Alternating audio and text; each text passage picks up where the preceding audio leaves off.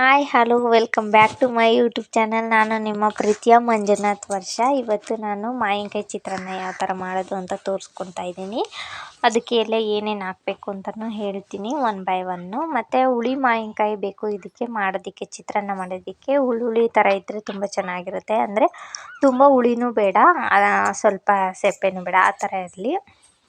ಮಾವಿನಕಾಯಿನ ಈ ಥರ ನೀಟಾಗಿ ತುರಿದ್ಬಿಟ್ಟು, ಆಮೇಲೆ ಸಿಪ್ಪೆ ತೆಗೆದ್ಬಿಟ್ಟು, ಆಮೇಲೆ ತುರಿದ್ಬಿಟ್ಟು ಈ ಥರ ಅದ್ರ ರಸನೆಲ್ಲ ಒಂದು ಬಟ್ಲಿಗೆ ಈ ಥರ ತೆಗೆದಿಕ್ಬೇಕು. ಯಾಕೆ ಅಂದರೆ ಹುಳಿ ಜಾಸ್ತಿ ಆಗಿಬಿಡುತ್ತೆ, ಅದಕ್ಕೋಸ್ಕರ ಅಂತ ಈ ಥರ ತೆಗೆದಿಟ್ಕೊಂಡಿದ್ದೀನಿ.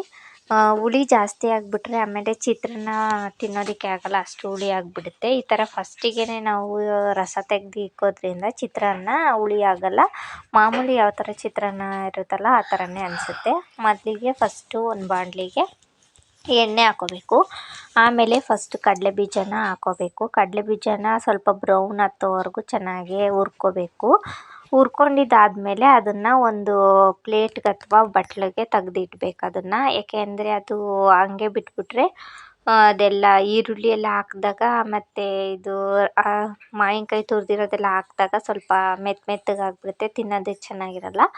ಮೇಲೆ ಹಾಕಿದ್ರೆ ಚೆನ್ನಾಗಿರುತ್ತೆ. ಆಮೇಲೆ ಸಾಸಿವೆ, ಕಡಲೆಬೇಳೆ ಹಾಕ್ಕೋಬೇಕು.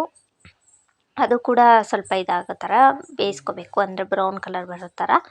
ಆಮೇಲೆ ಸ್ವಲ್ಪ ಉದ್ದಿನಬೇಳೆ ಬೇಕಿದ್ದರೆ ಹಾಕ್ಕೋಬೋದು, ಬೇಡ ಅಂದರೆ ಹಾಗೆ ಸ್ಕಿಪ್ ಮಾಡ್ಕೋಬೋದು. ಒಂದು 5 ಹಸಿಮೆಣ್ಸಿನ್ಕಾಯಿ ಹಾಕ್ಕೊಂಡಿದ್ದೀನಿ. ನಿಮ್ಗೆ ಎಷ್ಟು ಬೇಕೋ ಅಷ್ಟನ್ನು ಹಾಕ್ಕೊಳ್ಳಿ. ನಾನಿಲ್ಲಿ ಸ್ವಲ್ಪನೇ ಮಾಡ್ಕೊಳೋದ್ರಿಂದ 5 ಹಸಿಮೆಣ್ಸಿನ್ಕಾಯಿ ಹಾಕ್ಕೊಂಡಿದ್ದೀನಿ. ಸ್ವಲ್ಪ ಶುಂಠಿನ ಜಜ್ಜಿಟ್ಕೊಂಡು ಅದನ್ನು ಕೂಡ ಹಾಕ್ಕೊಂಡಿದ್ದೀನಿ. ಶುಂಠಿ ಹಾಕೋದ್ರಿಂದ ಟೇಸ್ಟು ತುಂಬ ಚೆನ್ನಾಗಿ ಬರುತ್ತೆ, ಅದಕ್ಕೋಸ್ಕರ. ಆಮೇಲೆ ಸ್ವಲ್ಪ ಕರ್ಬೇವಿನ ಸೊಪ್ಪು ಫಸ್ಟಿಗೆ ಹಾಕ್ಬಿಟ್ರೆ ಅದೆಲ್ಲ ಒಂಥರ ಕ್ರಿಸ್ಪಿ ಆಗಿಬಿಡುತ್ತೆ. ಈ ಥರ ಹಾಕೋದ್ರಿಂದ ತುಂಬ ಚೆನ್ನಾಗಿರುತ್ತೆ. ಆಮೇಲೆ ಸ್ವಲ್ಪ ಹಿಂಗೆ ಹಾಕಿದ್ದೀನಿ. ಹಿಂಗೆ ಬೇಕಿದ್ದರೆ ಹಾಕ್ಕೋಬೋದು, ಬೇಡ ಅಂದರೆ ಬೇಕಿದ್ದರೆ ಸ್ಕಿಪ್ ಮಾಡ್ಕೊಬೋದು. ಆಮೇಲೆ ಸ್ವಲ್ಪ ತುರಿದಿಟ್ಕೊಂಡಿರೋಂತಹ ಮಾವಿನಕಾಯಿನ ಹಾಕ್ಕೊಂಡಿರ್ತಾ ಇದ್ದೀನಿ.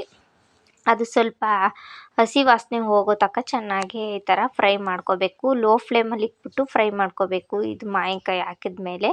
ಆಮೇಲೆ ಸ್ವಲ್ಪ ಅರಿಶಿನ ಪುಡಿ, ಆಮೇಲೆ ಸ್ವಲ್ಪ ರುಚಿಗೆ ತಕ್ಕಷ್ಟು ಉಪ್ಪು. ನಾವು ಅನ್ನಕ್ಕೂ ಕೂಡ ಉಪ್ಪು ಹಾಕಿ ಬೇಯಿಸಿಟ್ಕೊಳೋದ್ರಿಂದ ಸ್ವಲ್ಪ ಗೊಜ್ಜಿಗೆ ಎಷ್ಟು ಬೇಕೋ ಅಷ್ಟು ಮಾತ್ರನೇ ಉಪ್ಪು ಹಾಕ್ಕೊಳ್ಬೇಕಾಗುತ್ತೆ.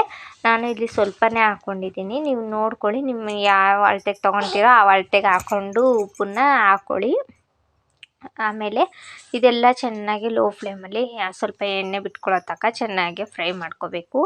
ಆಮೇಲೆ ಸ್ವಲ್ಪ ತೆಂಗಿನ ತುರಿನ ಹಾಕ್ಕೋಬೇಕು. ತೆಂಗಿನ ತುರಿ ಬೇಕಿದ್ದರೆ ಹಾಕ್ಕೋಬೋದು. ಇದು ಒಂದು 3-4 ದಿವಸ ಇಟ್ಕೋತೀವಿ ಅಂದರೆ ತೆಂಗಿನ ತುರಿನ ಹಾಕೋ ಅವಶ್ಯಕತೆ ಏನಿಲ್ಲ. ಯಾಕೆ ಅಂದರೆ ತೆಂಗಿನ ತುರಿ ಹಾಕಿದ್ರೆ ಬೇಗ ಹಾಳಾಗ್ಬಿಡುತ್ತೆ ಚಿತ್ರಾನ್ನ.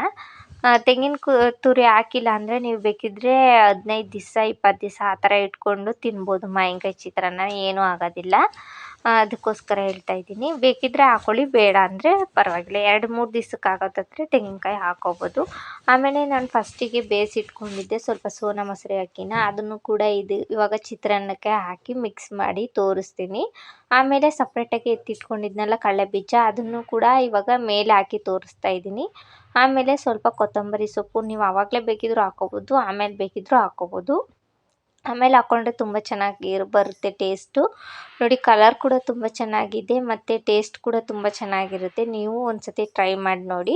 ಟ್ರೈ ಮಾಡಿ ಹೇಗಿತ್ತು ಅಂತ ಸ್ವಲ್ಪ ಕಮೆಂಟ್ ಸೆಕ್ಷನಲ್ಲಿ ತಿಳಿಸಿ, ಆವಾಗ ನನಗೆ ಗೊತ್ತಾಗುತ್ತೆ. ನಿಮ್ಗೆ ಯಾವ ಥರ ವೀಡಿಯೋಸ್ ಬೇಕು ಅಂತ ಹೇಳಿದ್ರೆ ಆ ಥರ ವೀಡಿಯೋಸ್ ಹಾಕ್ತೀನಿ. ಮತ್ತು ನನ್ನ ಚಾನಲ್ಗೆ ಯಾರೆಲ್ಲ ಸಬ್ಸ್ಕ್ರೈಬ್ ಆಗಿಲ್ಲ ಅವರೆಲ್ಲ ಹೋಗಿ ಸಬ್ಸ್ಕ್ರೈಬ್ ಆಗಿ, ಹಾಗೆ ಪಕ್ಕದಲ್ಲೇ ಕಾಣುವಂತಹ ಬೆಲ್ಲೈಕನ್ನ ಕ್ಲಿಕ್ ಮಾಡಿ.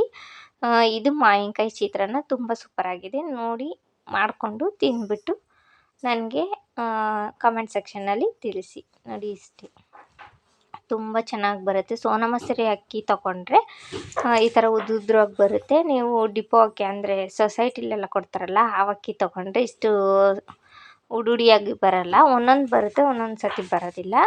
ಅದಕ್ಕೋಸ್ಕರ ನಾನಿಲ್ಲಿ ಸೋನಾ ಮಸೂರಿ ಅಕ್ಕಿನ ಹಾಕಿ ಮಾಡಿರೋದು. ತುಂಬ ಚೆನ್ನಾಗಿ ಬಂದಿದೆ.